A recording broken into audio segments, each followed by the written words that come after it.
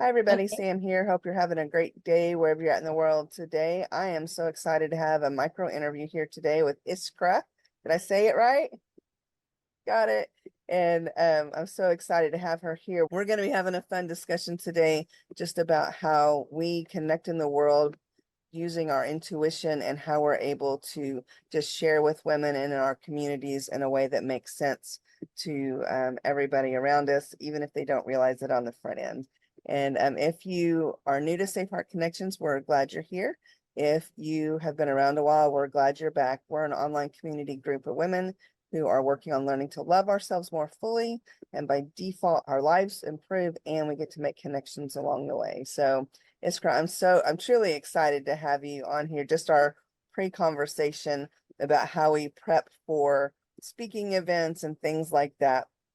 It shows that we're definitely in a lot of alignment. So just introduce yourself a little bit and then we'll kind of have our conversation.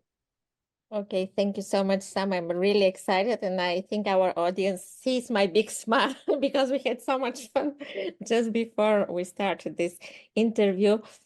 How to introduce myself? That's the tough question. At this very moment, I'm someone who loves to be enjoying life at its fullest, being in the present moment. We have the past, we have the future, but the only thing that matters, and this is a popular saying, I'm sure that all of you who are watching, who are around, we share some ideas or thoughts or concepts. You believe that what matters is the present moment. And what I'm passionate about is to see more of these amazing people around me, a mom, an entrepreneur, a teacher, a spiritual healer. It doesn't really matter what you do. I'm passionate about seeing you bring more of your inner light, going through any blocks, any limitations, any trauma that is preventing from the expression of ourselves, which is bringing us closer to the realization of our potential. Because when we start bringing more of who we are, then we bring more of our light, and then we raise the consciousness, we raise the vibration in our families, in our environment, in our communities. So it's our responsibility to change, to make these small changes that actually create ripple effect when we bring everything together. Yeah, that's so good. And we're talking about being present, being here now, and showing up as our true selves. One of the things that I recognized when I started my healing journey about 9 years ago was that I would go through life and I wasn't really experiencing life. We would go do things just where I could say, oh, I took a photo, we were there, or to do a checkbox to say, yep, we did this, this, and this, but I didn't experience any of it. And I got remarried last May, so just over a year ago. And in the middle of the wedding, with everybody around us, loved the, our family, our friends, we actually got married in a river. A lot of people may not know that, but in the water, not at the water, and it was beautiful. But in that moment, I thought, I don't want this moment to end. And I was fully there experiencing it. And it was so cool. And so to go from a place where I didn't allow myself to experience stuff, to truly have created this life of self-love and fully experiencing things. People say things can't change. Well, I don't believe that's true. Yeah, um, many people say things cannot change, and it depends what they're talking about. I believe that our higher being, our higher selves is constant, but our expression through life in this physical form, this is what is changing. And we could be always positive and optimistic about the possibility to evolve because we're growing our experience. We're, especially when we are curious, inquisitive about who we are. And this happens once we step on this road of self-development, self-exploration. This curiosity, we spoke about curiosity. It's a major Yeah. for change. Yeah. Instead of having judgment, be curious. And so one of the things we talked about briefly before we hit record was I mentioned that imposter syndrome is real, and you talked about it being kind of a cover for something else. And I think that for a lot of us, we do see those labels and those things as being something negative. But if we flip it on its head and say, well, what am I trying to learn from this, or and be curious about the situation? Can you speak to that just a little bit about how Absolutely. curiosity can make things so much better? I'm so passionate about that. So I look at all these labels. Let's use this word, imposter syndrome, procrastinator, anything else like being in self-doubt, all these things, overwhelm, etc. I see them as symptoms of something else. I see them as protection mechanisms that are rooted either in fear, either in past trauma, in pain that is somewhere still stored either in our body or in DNA. There are ways to heal that using different energy psychology techniques or even shamanic healing, whatever people believe in and trust, and then it works for them. So these are signals to us to become curious to see, why is this happening to me? Sometimes we don't need to know the root for it. We need to only acknowledge that there is something going on. I acknowledge that this is preventing me from fully expressing myself authentically, and I need to take things in my hand and see what is needed. Sometimes what is needed is simply to rest, to be still, to allow things to unfold. In other cases, it calls for taking energized action, and then we choose which tool, which technique to employ, maybe to hire a healer or to start working with a coach, or to simply to find supportive community where we feel safe, we feel seen, we feel heard. Healing can happen in so many different ways, and it's important to find what works for us, not to follow what is trendy, what is in fashion, or what my neighbor or best friend is doing. It may work for them, but may not work for me, for my particular situation in life, for my human design, or from my personality. So this curiosity is a big, important key in approaching everything. Approach life with curiosity, with compassion, Mm. and with appreciating or acknowledging our dignity and our right to even be unique. We all belong to each other, we are connected, but we also carry our unique spirit, our unique spark.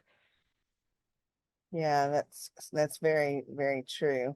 Um, when you were speaking, I started thinking about how I'm such a big believer in coaching, and I have three coaches that I still work with on a regular basis. And I started working with a relationship coach about 3.5 years ago. And I've always known that I had some type of trauma when I was a kid. I don't really know what it is. I actually don't even care to know. And he's like, yeah, you don't have to know what it is. And so he uses NLP, and he did some stuff to clear some of that stuff. And it's been just a life, like, completely different view on things. And I feel different, and I don't feel, I think before I felt like I wanted to know, but I didn't really want to know. And now I have the confidence and understanding that I don't have to know. And it also doesn't have to hold me back any longer. Yeah, yeah, this is true. Our minds, due to our traditional educational systems, we are focusing on the mind, we're focusing on the mental comprehension. So we're looking for excuses, we're looking for explanations, for justifications. But first, we receive information through our whole body. We have special receptors that receive information through the temperature, the smell, like we have all this from the animal world. We have our energetic receptors. We can read energy, whether we acknowledge it or not. The mind is just one piece of the whole system of interacting with the world. Our heart and our gut, they're separate brains that have their saying in all the decisions that we're making. So it's only normal to admit that solutions not always happen through the mind, and we don't have to always know exactly, because it may not help us, it may confuse us, or it may create new traps or frameworks or patterns when we will feel inclined to go and follow and get again into the cause and reaction, response, and all cause and effects. We don't need that. Like in some cases, of course, the mind is a very precious, valuable advisor, but it's been already, let me think, maybe 30 years since I decided to take on this journey using my body and my energy as the main tool for my holistic own healing. I mentioned to you that I started practicing meditation and Tai Chi and Qigong back in 1994, and it actually helped me heal from tuberculosis. This is how I didn't know I was meditating. I just was putting myself into this state, alpha, theta, whatever. I'm not going into the scientific terms because the medicine didn't work on me. So I had no other choice but just to look for ways to support myself. And when I started healing better than everyone expected, I got curious what's happening here. And then I found a Chinese master. I went through his up to medical level Qigong training. I became a martial artist. I participated in European Championship. Like when I play, when I show up, I play full. So yeah, I'm very curious. Yeah, it sounds like you're a living example of what you say works. You actually do those things. I know a lot of people talk one way, but then do something different themselves. So I'm very glad we got to connect today. We try and keep these about 10 minutes or so the ladies get a bit of information and get to know who you are and see who you are. And then if they have any questions or like to reach out, we'll make sure that your information, wherever they're watching, they'll be able to click through to get connected to you either on social or in the community or any of those types of places. Do you have any final thoughts you'd like to wrap with? I want to finish with this, and we actually started with that. Being in the present moment. It sounds simple. It's not simple because this is not a part of the natural survival mechanism of the human being. From our ancestors 50,000 or 80,000 years ago, for them to survive, they always have to bounce between the past and between the future. They have to analyze what happened so they could escape the hunters or the animal, and to find, like, go into the future to find the best route to move forward. But using our mind, using our will, we can learn to anchor in the present moment so that we fully embrace what is going on, and again, receiving all the information, tapping into the wisdom in our body from ancestors. When we start developing this self-awareness, then we are able to develop and to grow and develop self-trust. And when we have the self-trust, when we have the clarity, when we have this confidence, then it's so much easier to take one simple step, which, as Lao Tzu says, a journey of 1,000 miles starts with one single step. So let's take the best one single step today so that we keep moving forward. Wow, that's so good.